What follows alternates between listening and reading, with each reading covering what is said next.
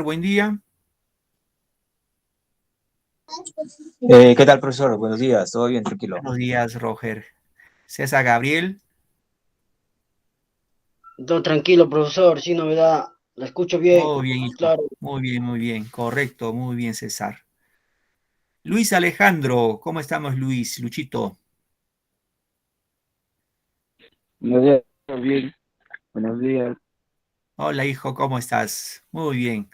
Están todos ahí presentes, correcto. Luis, César, Roger, Yoselita y Yomira, que me escribió por el chat. Yomira me dice que está un poco con la gripe, no puede hablar. Muy bien, Yomira. Esperando que estén muy bien, queridos chicos.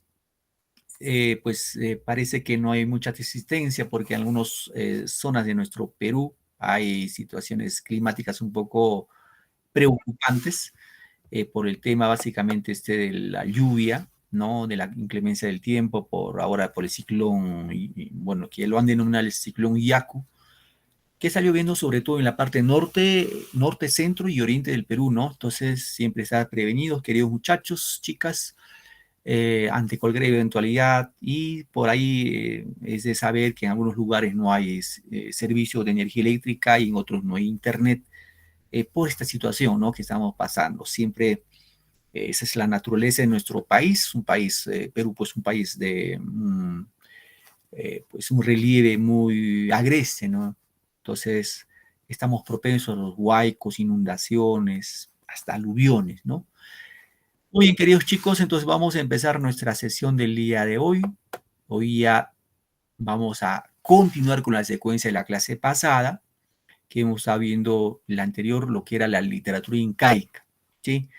El día de hoy vamos a continuar con otro tema vinculado a ese proceso evolutivo, digámoslo, cronológico de la literatura peruana. ¿Ya, chicos? Siempre pedirles su atención, estar atentos, concentrados y no se olviden, sé que ustedes, a pesar de todas las vicisitudes y dificultades, entran a clases, en este caso pueden por problemas de internet, problemas de fluido eléctrico, problemas de trabajo, etcétera, etcétera, pero hacen un esfuerzo y se vinculan a las clases, ¿no? Seguramente con digamos, la predisposición de querer aprender algo hoy día en las distintas materias que vuestros profesores le van brindando. Entonces, siempre también de parte de nosotros esa predisposición a ustedes que tienen esa gentileza de asistir sábado tras sábado a las clases, como un estímulo, se le va a considerar sus notas en actitud frente al área, o sea, una nota en las distintas áreas, una nota que de alguna manera sea pues un estímulo, ¿no? Al esfuerzo que hacen ustedes. Ya, chicos, eso es el compromiso que se ha asumido y ya se lo vamos a ver cuando van a enviar sus módulos al final del bimestre. Muy bien, queridos chicos, vamos a empezar nuestra clase entonces del día de hoy. Permítanme presentar mi diapositiva. Por favor, si hay cualquier duda, con toda confianza, me dicen sus dudas, sus inquietudes. Igual, algún comentario, quizás alguien les habló de este tema. Entonces, eh, estamos para poder compartir experiencias, ideas, y vamos a platicar el día de hoy de lo que es la literatura de la conquista. Ya la clase pasada habíamos platicado de la literatura incaica, y en este caso corresponde a platicar de la literatura de la conquista, entendido de que después del que sucumbió el Tahuantinsuyo en 1532, ¿no? Año en que los españoles nos van a conquistar, se desarrolla en nuestro país lo que se llamó la literatura de la conquista, que se inicia en 1532 y que va a finalizar en 1542. Duración básicamente de 10 años.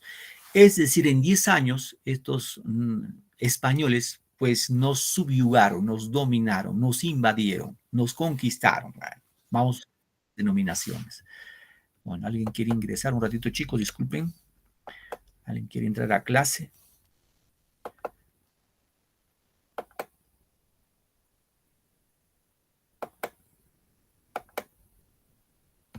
Muy bien.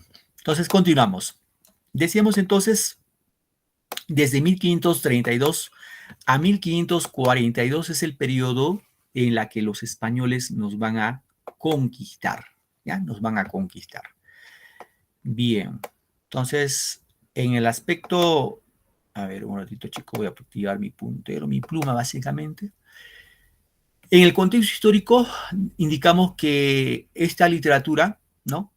Se dio, llamado así literatura conquista, pues el de la invasión o penetración española de nuestro antiguo Perú. Ojo, hay que entender esto de que algunas fuentes de textos que podemos encontrar ahí en casa de distintos autores, se le denomina pues literatura de conquista, ¿no? Pero en realidad no fue conquista, como hemos indicado. Lo que los españoles hicieron es invadirnos, ¿no? Entonces debe haber sido lo correcto una literatura de la invasión. ¿Por qué no conquista y por qué invasión? Porque los españoles, pues, cuando uno conquista, para entender el término conquista, ¿no? El término conquista es cuando ambas partes, en este caso españoles e incas, indígenas, llegan a un mutuo acuerdo. Acuerdan ambas partes. Es una conquista. Es como si un varón conquista a una mujer, ¿no? Un varón conquista a una mujer, pues el muchacho le dice, bueno, yo te quiero, te amo, siempre pues he sentido ternura por ti. Y la chica le dirá de la misma manera, ¿no? Pero le va a dar condiciones. Mira, muy bien, yo también te amo, te adoro, pero te pido, sí, por favor, no me saques de mi casa más de las 7 de la noche, porque mi mamá se molesta, por ejemplo, ¿no? Entonces, un acuerdo en ambas partes. Esa es una conquista. ¿Pero hicieron los españoles con los incas? No. Lo que hicieron es invadirnos, chicos. Entonces, definamos bien ese tema, ¿no? Aunque la literatura oficial diga conquista, pero tengamos en cuenta que no fue conquista, sino fue invasión. Porque los españoles al invadirnos nos impusieron su religión, la religión católica, y nos impusieron su idioma, el idioma español. Y todo aquel que no profesaba esa idea del catolicismo, no hablaba el español, simplemente pues se le castigaba. Entonces, no fue conquista, fue invasión, imposición, ¿no? ¿Qué más podemos decir? Aproximadamente posterior, esta conquista sea posterior a la muerte de Huayna Cápac, que fue el penúltimo inca, vamos a llamarlo así, y al reinado de Huáscar, que duró poco tiempo, y Atahualpa, que fue el último inca, ¿no?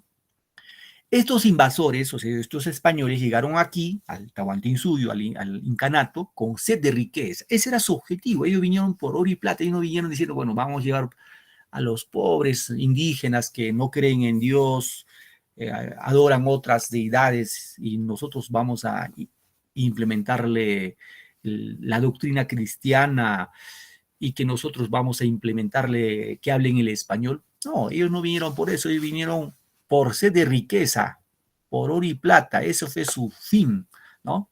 Traía inicialmente una cultura vulgar. Estos españoles eran vulgares, ¿no? Eran, profe, ¿por qué vulgares, profe? Porque muchos de estos conquistadores, o muchos de estos invasores, vinieron al Perú, vinieron a nuestro país, sacados de las cárceles españolas. Es decir, estos seguramente allá en España iban de cárcel en cárcel y decían, pues, bueno, están presos, ¿quieren libertad? Claro, ¿quién no quiere estar libre, no? Muy bien, van a lograr libertad, pero siempre y cuando vayan a conquistar nuevas tierras. Ah, muy bien, ahí salían, ¿no? ¿Qué más podemos decir? Y luego una cultura más culta posteriormente, ¿no? En sus inicios fue así una cultura vulgar, ¿no? Bien, acá como referencia decimos que con la conquista, ¿no? Se dio la destrucción de la organización social, política y cultural del Tahuantinsuyo. Simplemente transformaron nuestra cultura, en este caso, a una cultura occidental, ¿no? La española. Bien, un poco para entender, queridos muchachos, hemos puesto este mapa, ¿ya? Veamos acá. Para que tengan en cuenta que es Panamá, ¿no? Acá está Panamá, ¿ya? Por aquí estaría Ecuador, por esta parte, Ecuador, Acá Colombia, Venezuela estaría también por esta partecita, Perú está por acá. Acá, como pueden ver ustedes, acá está Tumbes, ya es parte de Perú, ¿no? Tumbes para abajo es Perú. Entonces, ¿qué pasó acá? Quiero que me escuchen, chicos, un poco de historia, porque es histórico y también tiene vínculo literario. Ya saben ustedes que los españoles, cuando llegaron a estas tierras americanas, se instalaron en Panamá. Panamá fue su centro de operación. Ya saben que un grupo de españoles fueron al norte, ¿no? En este caso a conquistar a los aztecas, y otro grupo de conquistadores vinieron al sur. A los aztecas conquistó pues Hernán Cortés, y al sur, ¿quién conquistó a quién nos conquistó, chicos? A ver, recuérdenme. ¿Quién conquistó al Tahuantinsuyo? ¿Quién conquistó a los incas? Francisco Pizarro. Muy bien, correcto. Gracias, hijo. Estás atento a la clase. Tienen que estar atentos, chicos. Francisco Pizarro. Muy bien, Francisco Pizarro. ¿Qué pasó acá? Ya saben ustedes que en Panamá se reunieron los 3 socios de la conquista. ¿Quiénes son esos socios? Ya dijo vuestro compañero Francisco Pizarro. ¿Recuerdan el otro señor? Otro que era Siguito. Diego de A ver, Almagro chicos. y Armando de Luque. Pizarro. ¿Me decían el otro? Diego de Almagro Correcto, muy bien, Almagro. y Armando de Luque. Excelente. Gracias, hijo. Muy bien. Almagro, Diego de Almagro, el Siguito. Él perdió el ojo en una expedición. Le dieron, me parece, un flechazo, le mandaron al ojo. Y el curita Hernando de Luque. Estos son los 3 socios de la conquista. Ya saben quién era el jefe de la banda, ¿no? Así, el jefe era Pizarro, el que buscaba, el que llevaba provisiones, ¿no? Era Almagro, y el que buscaba financiamiento era el curita Luque. Bueno, de esos 3 conquistadores, de estos 3 socios, esos 2 primeros llegaron hasta el Tahuantinsuyo. Luque ya no llegó, se quedó en el camino, ya muy viejito. Bien, ¿qué pasó acá, chicos? Pasó lo siguiente. En Panamá, en esa época, no, pues no era, Pizarro no mandaba. El que mandaba en Panamá era el gobernador de Panamá, Pedro de los Ríos. Era el jefe digamos, de esa expedición que estaba situado en Panamá. Pero estos 3 socios se reúnen y deciden viajar al sur. ¿Y por qué deciden viajar? Porque estos socios ya habían recibido información de que en el sur de Panamá, o hacia el sur de Panamá, había un país muy rico en oro y plata. ¿Y cómo se habían enterado? Las versiones daban de que muchas embarcaciones venían del sur, ¿no? Embarcaciones venían a intercambiar productos y escucharon las versiones de que en el sur efectivamente había un país muy rico en oro y plata. Entonces se organizaron y quien empezó la expedición fue, ya saben, Pizarro. Y Pizarro empezó a venir así. ¿Hasta dónde llegó? Bueno, llega por primera vez en este caso hasta esta isla que se llama la Isla del Gallo. ¿Ya? ¿Qué pasó en la Isla del Gallo? Se enteró el gobernador, ¿no? El gobernador de Panamá, y mandó en un encomendero, o sea, un mensajero. ¿Para qué? Para que dé alcance a Pizarro y lo haga regresar a Panamá. ¿Y por qué? Porque había salido sin autorización del gobernador.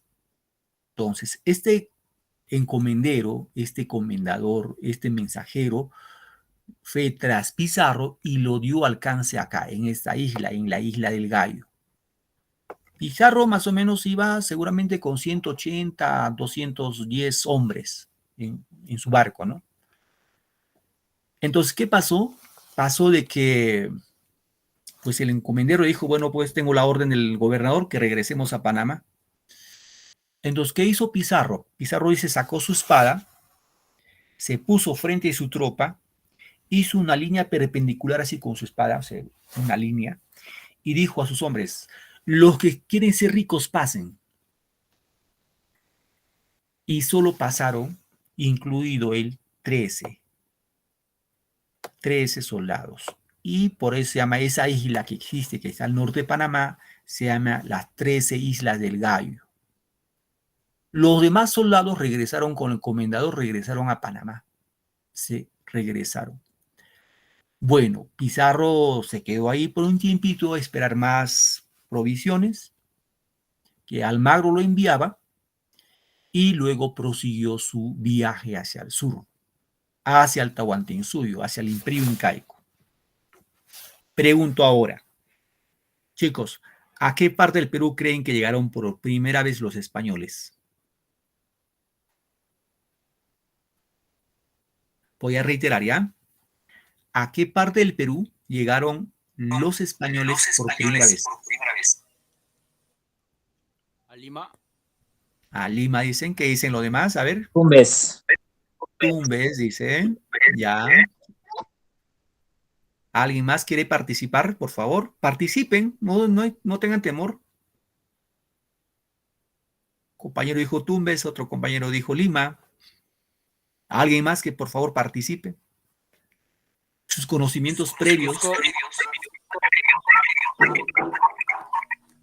Dime, hijo, no te escuché.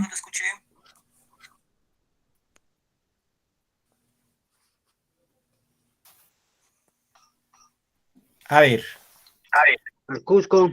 Cusco dice, muy bien, vamos a ver, explícame, chicos, muy bien. Entonces, ¿qué pasó? Entonces Pizarro vino así, pues, muy pegado al mar, ¿no? Muy distanciado. ¿Para qué? Para ir viendo a los nativos ahí por las playas.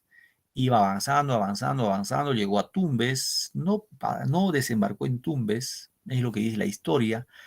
Lo que sí pasó fue que en Piura, que está más o menos por esta partecita seguramente, hay un río que se llama el río Virú. Hay un río que se llama el río Virú. ¿Qué pasó en este río? Dice, en este río observó Pizarro, Francisco Pizarro, de que había un indígena, o sea, había una persona que estaba cazando peces entre lo que terminaba el río y lo que, o sea, en la desembocadura de un río, entre el río y el mar.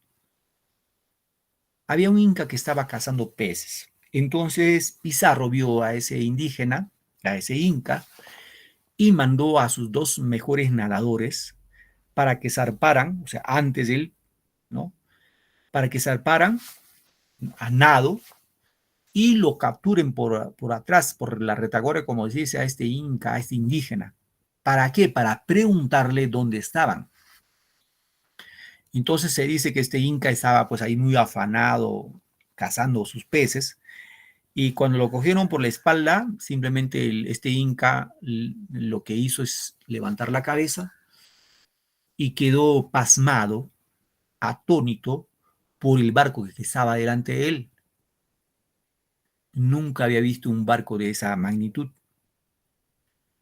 No se preocupó de lo que le habían capturado, lo tenían cogido, no. Pizarro bajó, le preguntó, obviamente en español, ¿no? Le dijo cómo se llama este lugar.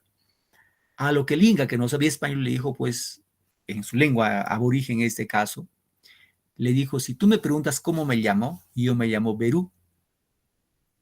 Claro, Pizarro preguntaba cómo se llama este lugar, lo que el inca entendía que le preguntaba cómo es tu nombre.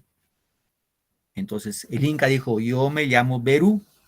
Ah, Pizarro dijo, ah, Berú, Perú. Ojo, de ahí vendría el término, el nombre de Perú, de Berú, de Virú, ¿no? Y ahí desembarcó y va a fundar la primera ciudad que fundaron los españoles aquí en tierras americanas, o digo, en tierras peruanas, que fue Piura. Y le pusieron el nombre de San Miguel de Piura, ¿no? Bueno, fundaron San Miguel de Piura, se enteraron de la guerra civil entre los incas, entre Huáscar y Atahualpa, se enteraron de que Atahualpa estaba o radicaba por lo común en Cajamarca, así que fueron a Cajamarca a tomar a Atahualpa. y lo tomaron a Atahualpa. ¿Cuándo? Ya saben ustedes, 1532. Obviamente hubo cierta resistencia en Cajamarca por parte de las huestes de Atahualpa, pero ya saben ustedes, luego cuando Cajamarca una pequeña resistencia y vino pues hacia Cusco, porque Cusco es la capital del Tahuantinsuyo, no hubo resistencia alguna. Simplemente que más o menos, no sé si exagero, no habían más de 270 hombres que apenas manejaban su arcabuz. Conquistaron a los más o menos 11 millones de incas. Pues algo pasó, ¿no? La pregunta es eso, ¿no? ¿Por qué los españoles fácilmente conquistaron a los incas? A ver, chicos, ¿qué creen ustedes? ¿Por qué creen que los españoles fácilmente conquistaron a los incas? A ver, quiero su opinión ahí, a su parecer de ustedes. ¿Por qué creen que los españoles, reitero, conquistaron así facilito a los incas? En 10 años ya estaban ahí, todo conquistado. ¿Alguna opinión, por favor? Participamos. La idea que tienen, chicos. Bueno, yo principalmente pienso es que la facilidad de la conquista fue porque también recordemos que en ese tiempo también había dos grupos que estaban peleando por tanto Atahualpa con su hermano, que estaban peleándose por ser el que mande en el imperio. Y como había algunas reglas también que oprimían a los incas, entonces también salió a su favor, ¿no? Que muchos de los indígenas se unieron a los españoles, y más aún con la presencia de nuevos, de las armas, los caballos, los barcos, entonces era algo novedoso también para ellos, ¿no? Claro, excelente, excelente. Muy bien. Buena participación. ¿Alguna otra participación?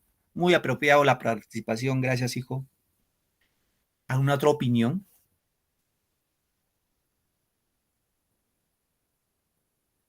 Bien.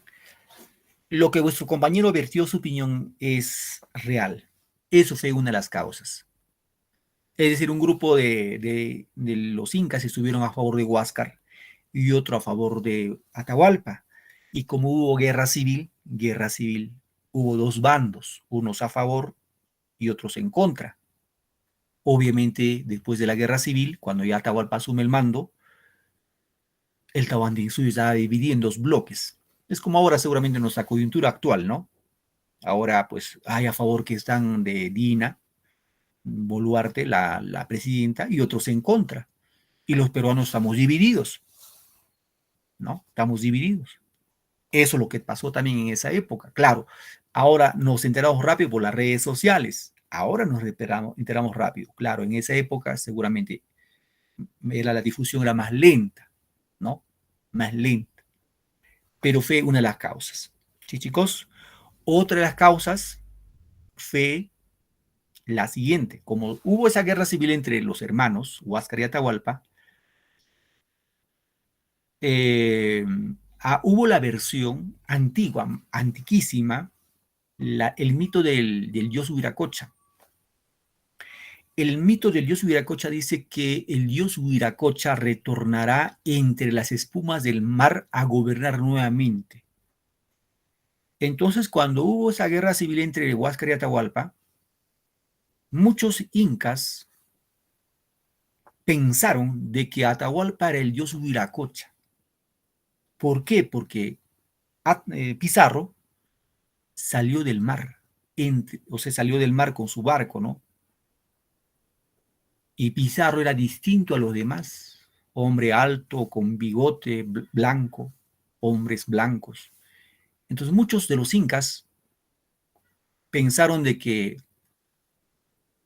Pizarro era el dios Huiracocha y había vuelto a poner orden después de la guerra civil. Entonces por ahí muchos de los incas simplemente se apaciguaron, no hicieron nada. Otra de las causas fue también de que los incas al conquistar nuevas tierras, simplemente sometieron, ¿no? Los sometieron a los chancas, sometieron a los huancas, a los chinchas. Aquí por Ancash, estamos en Huaraz, en esa época existían el famoso los huaylas, ¿no? Los huaylas. Es más, acá hay una versión histórica, se dice que cuando Pizarro pasó por el callejón de Huaylas, el curaca de aquel entonces, el curaca de Huaylas, le recibió con agasajo a Pizarro, con agasajo. Ahora, no solamente le agasajó, es más, le regaló su hija. O sea, este curaca de Huaylas le regaló su hija de nombre Inés Huaylas a Pizarro. Y Inés Huaylas fue una de sus primeras esposas, bueno, una de sus tantas esposas de Pizarro.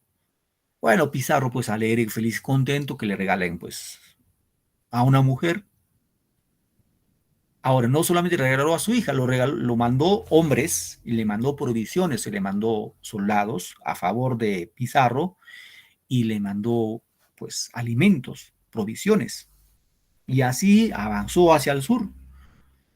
Y se dice por ahí, por ejemplo, llegó a los huancas, ¿no? A los huancas. Y en los huancas igual lo recibieron pues con agasajos. En ese caso, ellos, los huancas, igual que acá los huaylas, seguramente igual fue con los chancas, pensaron de que era el momento propicio adecuado para liberarse del dominio de los incas, ¿no? No queremos saber nada con los incas. Entonces, igual los huancas lo recibieron con agasajo a Pizarro y esa noche le hicieron una danza, la danza de Huaylas, en memoria de Inés Huaylas. Inés Huaylas, que es del cajón de Huaylas, no Huaracina, sino de Caraz, fe, y los huancas le ofrendaron esa danza del Huaylas que ustedes conocen, la danza de Huaylas, ¿no? En homenaje a Inés Huaylas. Entonces llegaron al Cusco. En Cusco hubo también cierta resistencia, pero más no hubo resistencia. Más no hubo resistencia. No hubo quien se puso frente y luchar, no hubo eso. Ahora, una vez conquistado, una vez tomado Cusco, estos dos socios, ya hemos dicho que Pizarro y Almagro, solo los dos llegaron al Tahuantinsuyo, se repartieron del Cusco para el norte, para Pizarro, y del Cusco para el sur, para Almagro. ¿Ya, chicos? Del Cusco al norte para Pizarro y del Cusco al sur para Almagro. Entonces Almagro, pues feliz se fue hacia el sur, Chile, hacia los araucanos, y en los araucanos, en Chile, en Mapuche, en el país Mapuche, no encontró nada de oro, nada de plata, no hubo nada. Es más, al último araucano que lo capturó, al gobernante araucano, pues lo sometió a crueles castigos, incluso se dice que le hicieron sentar sobre una barra de fierro, como al cuy lo meten ahí, al cuy cuando lo meten en el carboncito, como al pollo, igual lo metieron a ese araucano para que declare, porque ellos pensaban, o Almagro pensaba, de que estaban escondiendo el oro, pero no había oro, pues.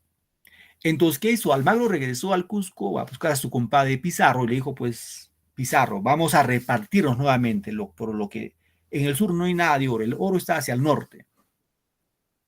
Entonces, ¿qué hizo Pizarro? Pues le dijo, lo siento mucho, acuerdo es acuerdo, acuerdo es acuerdo. Entonces vino la guerra civil entre ellos. Ya saben, Pizarro y Almagro se agarraron, se agarraron, Pizarro y Almagro se agarraron, y ya saben ustedes, Pizarro le mató a su amigo, a su socio de la conquista, a Diego de Almagro. Le dio muerte a su amigo. Y huyó, ¿no? Del Cusco, se va a ir por el centro del Perú, Jao, Jatarma, y piensa estratégicamente que para que pueda evitar el ataque de los almagristas, se instala en un lugar en la que si no puede huir por tierra, puede huir por mar. Entonces va a fundar ya Lima como capital en este caso, del Nuevo Perú, ¿no? Y ya saben ustedes que en Lima, a por Pizarro, el hijo de Diego de Almagro, el llamado Almagro el Mozo, le va a buscar y lo va a matar a Francisco Pizarro. Le dieron muerte. Los almagristas lo mataron al final en Lima. Fíjense, todo por oro y plata. Y de ahí vinieron pues todas las guerras civiles, ¿no? Entre los españoles, obviamente también estuvieron metidos los indígenas, ya sea pues a favor de los almagristas, etcétera, etcétera. Todas las guerras civiles. El rey de España se enteró de esta situación y mandó un virrey. Dijo, después yo soy el rey, después de mí, que soy el rey, me sigue, me secunda el virrey. Y el virrey, ¿recuerdan quién fue el primer virrey? ¿Alguien recuerda? El primer virrey que mandó este rey de España fue Blasco Núñez de Vela. Chicos, Blasco Núñez de Vela. ¿Cuándo llegó Blasco Núñez de Vela? En 1542. En 1542 llega este primer virrey, Blasco Núñez de Vela. Ahora, este Blasco Núñez de Vela, este virrey llegó acá a Lima y dijo, ahora sí yo pongo orden. Después del rey yo le secundo. Yo soy el sucesor del rey. Pues, ¿cuál lo secundo? A pobre Blasco Núñez de Vela, pobre virrey, igual le dieron muerte. Lo mataron los conquistadores. Lo dieron muerte. No lo hicieron caso. Hasta ahí se dio esta época de la conquista. ¿Ah, chicos? Muy bien. ¿Qué más podemos decir? Otro hecho contextual se da también en esta época, las guerras civiles internas, ¿no? Hemos indicado, tanto españolas, o sea, entre mismos españoles, e indígenas, ¿no? Ya cada uno, pues, cada uno con su grupo, cada uno con su mancha, como se dice. Es determinante también las resistencias indígenas que soportó el imperio en este contexto bélico e impositivo. El concepto de literatura de conquista se conoce con el nombre de literatura dada durante el proceso de invasión española al Perú. La interacción entre dos culturas, ¿no? Ya saben, la cultura occidental y la cultura indígena, y la propuesta de nuevos hombres. Ahora, en el campo literario, chicos, que es lo que nos interesa más, vamos a encontrar tres formas de expresión literaria. Eso incluso está en su módulo, ya ténganlo en cuenta. Les van a preguntar cuáles son las formas literarias en la literatura de la conquista. Básicamente son las coplas, ¿no? Acá vemos, a ver un momentito, ¿dónde está mi puntero que se me escondió? Las coplas, luego vienen los romances y por último las crónicas. ¿Ya, chicos? De estas tres, las coplas, romances y crónicas, estas crónicas son las más importantes. Vamos a ver por qué. Bien, primero con las coplas, ¿ya? ¿Qué son las coplas? Son composiciones de 4 versos que pueden tener rima y métricas diferentes, expresan ¿no? Una forma peculiar de considerar la vida colectiva. En campamentos, la lucha por someter a los indígenas, a los sufrimientos padecidos y su descontento en la empresa de la conquista. Tenemos una copla que se difundió mucho durante el descubrimiento, ¿no? Es lo que hemos dicho hace momentos atrás. Fue compuesta en la isla de Gallo, atribuida a este soldadito, Juan de Sarabia. Ese fue uno de los 13 soldados que se quedó al lado de Pizarro. Este soldado, Juan de Sarabia. Y dedicado ¿a quién? Al gobernador de Panamá, a Pedro de los Ríos, ¿sí? Lo dedicó a él, a Pedro de los Ríos, ¿no? ¿Y qué le dice Juan de Sarabia a Pedro de los Ríos en esta copla? Ojo, es la primera copla que vamos a encontrar. Le dice así, pues señor gobernador, refiriéndose a Pedro de los Ríos, que estaba en Panamá, mírelo bien por entero, que allá va el recogedor y acá queda el carnicero. Cuando dice recogedor se refiere al encomendero, no al mensajero. Cuando dice carnicero se refiere pues a Pizarro. Por ejemplo, esta es una de las primeras coplas que encontramos en esas tierras americanas, digamos, la cultura, ya la participación de la cultura occidental. ¿Sí? Ahora, esta copla pues está bien trabajada, o sea, este soldadito era culto. ¿Por qué, profe? Porque esta copla tiene, para partir tiene métrica. Tiene métrica. Por ejemplo, acá tiene sílabas, ¿ya? Pues 1, 2, 3, 4, 5, 6, 7. 7 sílabas tiene este primer verso. Vamos con el segundo. 1, 2, 3, 4, 5, 6, 7, 8. El segundo verso tiene 8. ¿Ya? ¿Qué más? ¿Qué podemos hacer acá? Aquí podemos, por ejemplo, aplicar sinérisis. ¿Qué sinérisis? ¿Recuerdan ustedes? Tercer año, teoría literaria. Cuando encontramos un diptongo podemos separarlo en dos. Entonces lo que era 7 suma a 8, para que sea 8 y 8, ¿ya?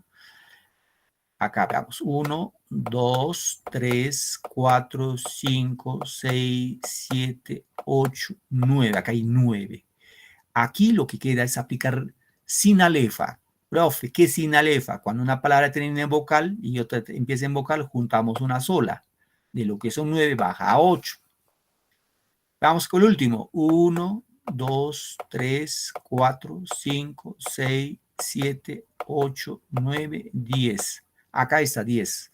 Acá podemos formar sinalefas, sí. 2 sinalefas. Queda, fíjate, termina en vocal y empieza en vocal. Una sola sílaba. Esta ahí, con esta de acá. Bajan a 8. Fíjense, tiene 8 sílabas cada verso. ¿Tiene rima? Claro que sí. Fíjense, gobernador. Termina en or. Fíjense, en or. ¿Ya? Recogedor termina en or. Entero termina en ero. Sincero, fíjense, ero. ¿No? Or, ero, ero. Hay rima.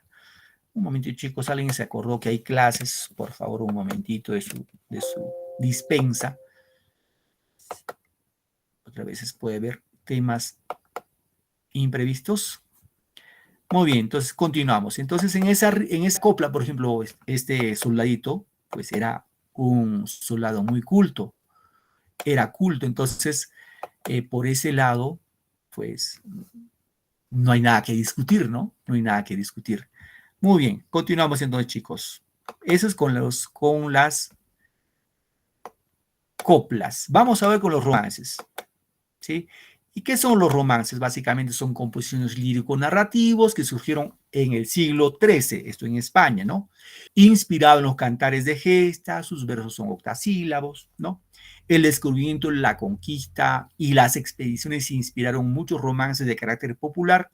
Por supuesto que también el amor, ojo, el amor fue un tema importante en este tipo de composiciones. No hay que olvidarnos de eso. El amor. Y hemos dicho, la más importante de todas ellas son las famosas crónicas, chicos, las crónicas. Son escritos en prosa, ya saben que es prosa, ¿no? Su objetivo principal es informar, ¿no? Algunos cronistas escribieron sus crónicas o relaciones como informaciones de carácter oficial en su avance por territorios nuevos o al término de sus acciones bélicas. Otros trataron de captar la nueva realidad geográfica y humana que los llevaba de verdadero asombro y dejaron testimonio de su participación activa como testigos de la conquista y de las luchas entre los conquistadores. De lo anterior deducimos que hubo cronistas oficiales y cronistas no oficiales, ¿no?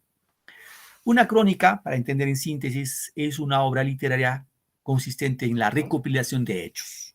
Se busca información, es una crónica, ¿no? Recuperación de hechos históricos o importantes narrados en orden cronológico, en orden de tiempo. Chicos? Bien, acá tenemos los cronistas españoles, indígenas y mestizos, ¿no?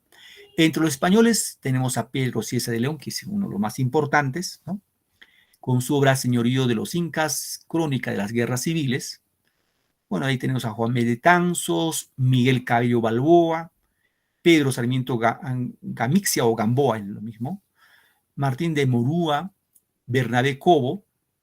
Ahora, en los cronistas indígenas, pues así llamados indios, tenemos a Felipe Guamán Poma de Ayala, Juan Santa Cruz Pachacuti, ¿no?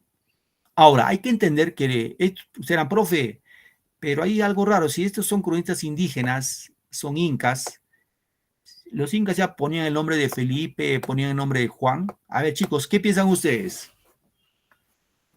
En la época de los incas se hablaban de Felipe, de Juan. ¿Por qué tenían ese nombre? Si eran incas.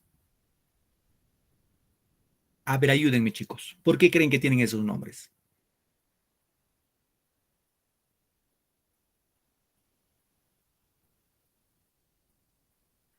¿Alguna idea? A ver, para más o menos tengan una idea, ¿ya, chicos? Cuando los españoles llegaron al Perú, al Tahuantinsuyo, a los incas, los sacerdotes, en este caso básicamente los jesuitas, cuando un inca recibía el bautizo, le ponían estos nombres, ¿no? El nombre de los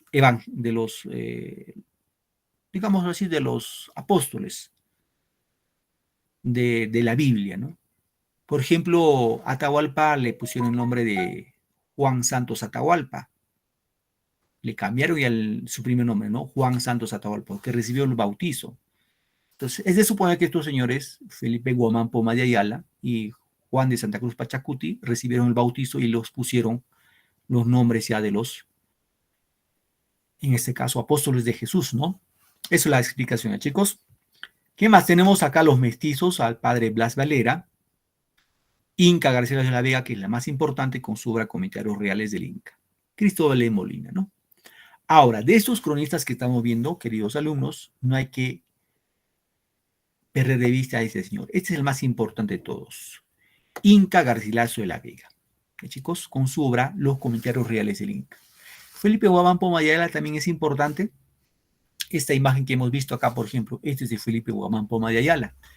Este señor, ya sabemos que los incas pues, no tenían acceso a la educación, ¿no? Eran profes, pero los incas, ¿cómo podía escribir si no leían, no sabían ni leer ni escribir? ¿Cómo hicieron sus crónicas? En base a imágenes. Este señor Felipe Guamán Poma de Ayala hizo imágenes, retrató en imágenes lo que pasaba, lo que observaba, ¿no? Acá vemos, por ejemplo, un conjunto de incas que llevan sobre su hombro, pues en este caso, al parecer llevan granos. No sé si los auqueños llevarán posiblemente oro y plata, no lo sé. Pero la idea es que acá, si ven los animales, ustedes ven acá animales, aves, que me parece que van comiendo lo que está tirando en el suelo, y el perro, vemos acá, ¿no? Un perro. Entonces, eso es lo que van observando. Al parecer, pareciera que llevan granos, ¿no? Habría que interpretar ahí. Si llevaban granos o productos agrícolas, a los famosos tambos, ¿no? Podría ser esa la explicación. Pero eso es la forma como representaba, ¿no? No escribía, sino, pues, sobre todo en las imágenes representaba lo que observaba Felipe Guamán Poma de Ayala. Muy bien, entonces vamos a hablar sucintamente de el Inca Garcilaso de la Vega. No lo vamos a abordar mucho en su vida. Sustancialmente hay que saber que nació en 1539 y falleció en 1616.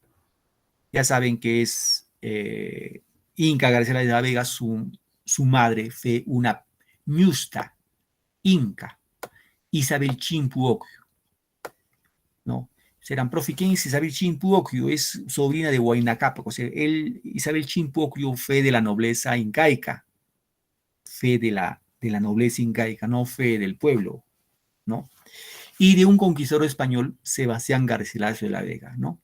Ya saben ustedes, fruto de sus cruces nació pues ya un mestizo. Aquí tenemos un mestizo, ¿no? Y a su nombre inicial fue, o sea, su padre le bautizó como Gómez Suárez de Figueroa. Profe, dirán ustedes, pero ese nombre Gómez Suárez de Figueroa, ¿de dónde sacó? No es nombre de ni su papá ni de su mamá.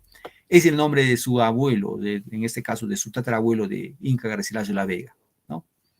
Pero pues, había esa libertad para poner, ¿no? En esa época. Y luego él se cambió pues a Inca Garcilaso de la Vega, ¿no?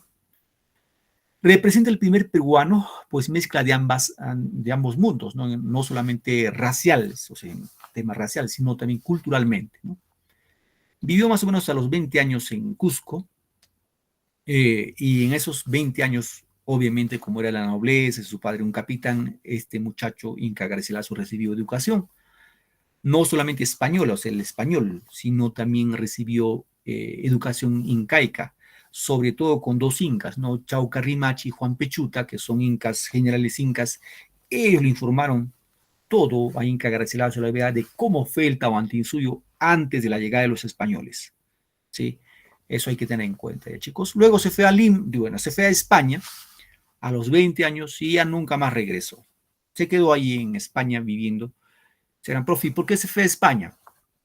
Ojo, él, hay que tener en cuenta que él estuvo de acuerdo con la conquista. Él nunca dijo, no, yo no estoy en contra de la conquista. Él estuvo de acuerdo, muy de acuerdo con la conquista. Dos, si se fue a España, se fue a pedir herencia de su padre. Pues, y cuando fue a España no le dieron la herencia porque sus medios hermanos simplemente lo desconocieron, ¿no? Bien. Y hemos indicado que la obra más importante es los comentarios reales de los incas. Esta es la obra cumbre de Inca Garcilaso de la Vega. Ya sabemos que en este punto, la primera parte, o sea, esta obra tiene dos partes. La primera parte publicada en 1609 y la segunda en 1617. La segunda parte es póstuma. ¿Por qué? Porque es un año después de su muerte. ¿Ah, chicos? En la primera parte básicamente es una descripción geográfica de lo que es la fauna, la flora, costumbres del antiguo Perú, ¿no? Origen de los incas, la religión, la organización del gobierno en paz y en guerra, hasta la llegada de los españoles. Es decir, la primera parte de los comentarios reales, queridos alumnos, nos narra básicamente cómo fue el incanato antes de la llegada de los españoles. Y en la segunda parte básicamente narra después de la llegada de los españoles. Y le pusieron como título Historia General del Perú, ¿no? Eso como referencia, ¿ya, chicos? Bien, antes de poder culminar nuestra clase, es importante, ustedes, queridos alumnos, conocer estos comentarios reales del Inca.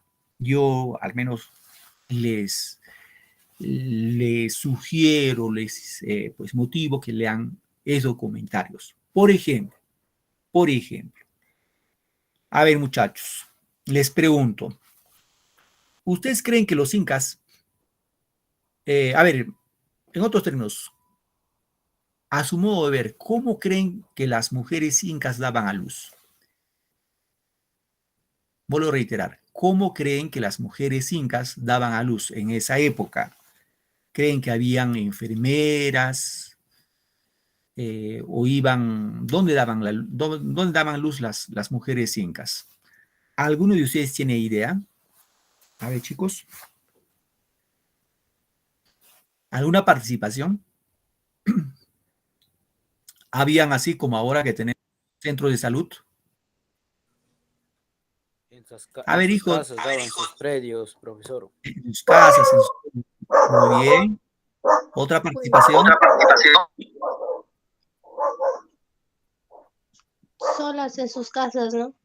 Porque En no sus había casas. nada, ninguna atención médica, ¿no?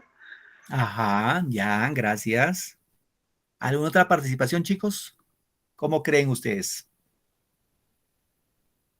A ver, les cuento, Habían ya breve. parteras, Ah, profesor. las parteras. Ya, correcto. Muy bien. Entonces, a ver, les voy comentando. Eso no lo digo yo. Esto nos dice Inca Garcilaso de la Vega. ¿Qué nos dice Inca Garcilaso de la Vega cuando las mujeres estaban embarazadas y daban a luz? Ellos indicaban, a ver, un momentito ya, alguien me está escribiendo el chat y yo no estoy viendo. O pasa algún ratito, voy a salir de acá, un momentito, para poder escribir, ver lo que me están chateando o levantando la mano. A ver.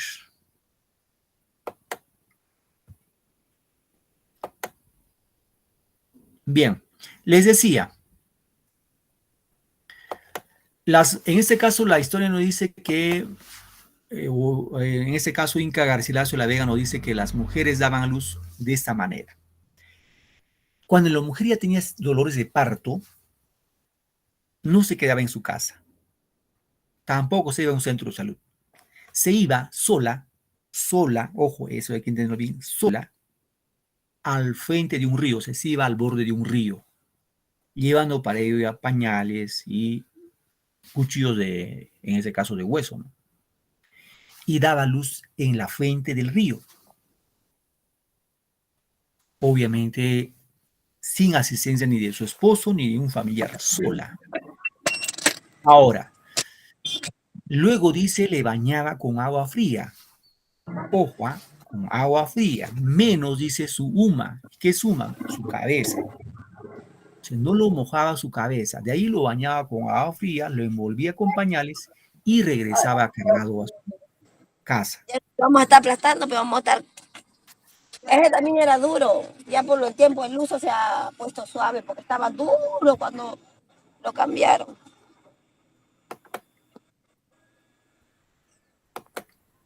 Muy bien, vamos a continuar. Entonces, ¿qué pasó, chicos? Luego de eso ya retornaba a su casa y ahí vamos a aprender algo. Algo tenemos que aprender los incas. ¿Qué pasaba luego? Se dice que luego los incas, bueno, la mujer inca llegaba, empezaba a criar a sus hijos y ya cuando ese niño tenía más o menos 1 año, ya podía sostenerse. Hasta esa edad le cargaba y le podía lactar.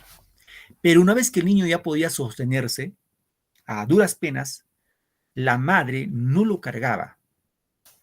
¿Qué hacía la mamá?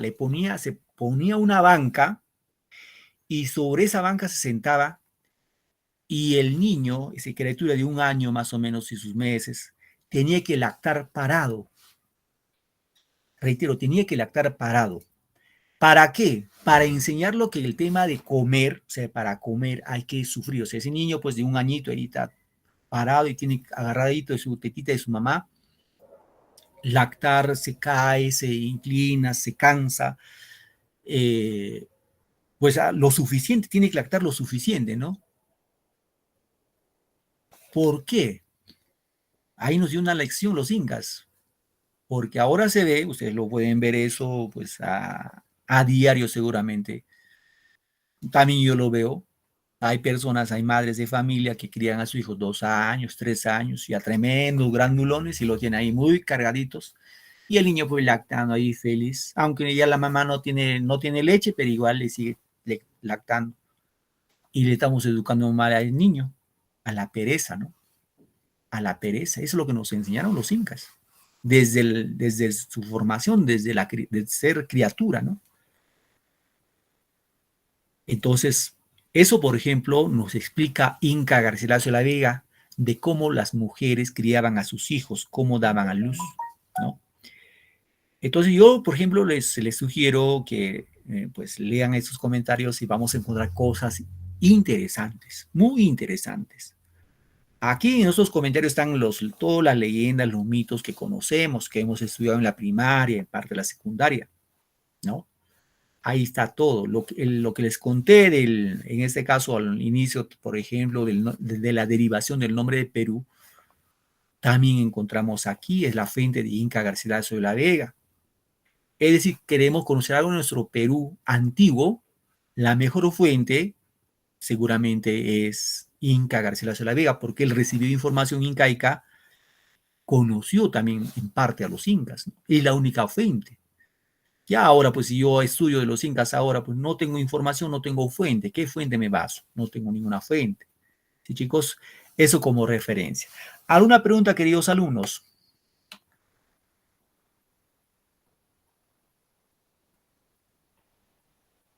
¿Alguna pregunta? ¿Ninguna pregunta? Todo claro, profesor, todo claro. Muy bien, Roger. Gracias, Roger. No hay ninguna pregunta, chicos, ninguna participación, ningún comentario. Muy bien. Entonces, si no hay ningún comentario, ninguna participación, agradecerles a ustedes su asistencia. Que tengan un bonito día. Cuídense mucho y ya nos encontramos la próxima semana en otra sesión más. Gracias, chicos. Cuídense y muchas felicidades a todos. Feliz día. Buenos días. Hasta luego, profesor. Gracias. Hasta luego, Corina. Cuídate, nos vemos. Gracias, Hasta luego, profesor. profesor, gracias. Hasta luego, Yoselita. Hasta luego, cuídense.